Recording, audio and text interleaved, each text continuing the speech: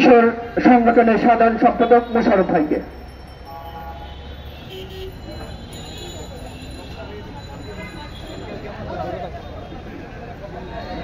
আসসালামু আলাইকুম।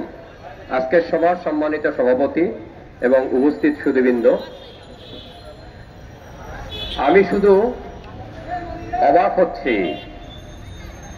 এই সরকারে কিভাবে এই দুইজন আওয়ামী দালাল এবং ফ্যাসিস্টের দালাল আজকে শপথ নিয়ে উপদেষ্টা হলেন।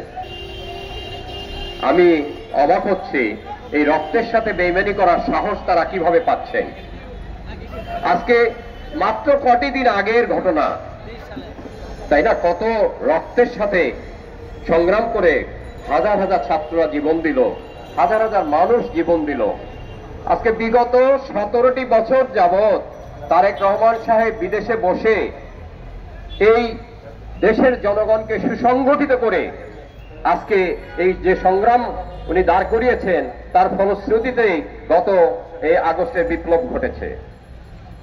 এখনো তারেক রহমান সাহেব বলছেন আমাদের বাংলাদেশ জাতীয়তাবাদী ভারপ্রাপ্ত চেয়ারম্যান এই সরকারকে আর সময় দিতে চান, কিন্তু সেই সময়ের অর্থ এই নয় যে আপনারা যা ইচ্ছা তাই করবেন।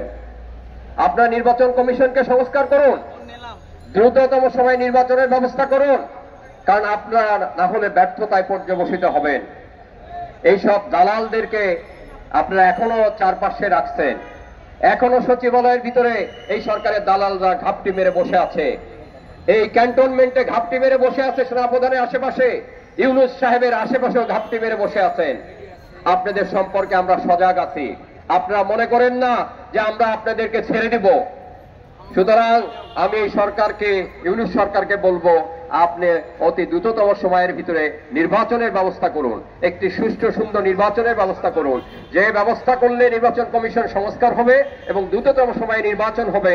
আমি এই কথা বলে আপনাদের সবার সুস্বাস্থ্য কামনা করে আমার বক্তব্য শেষ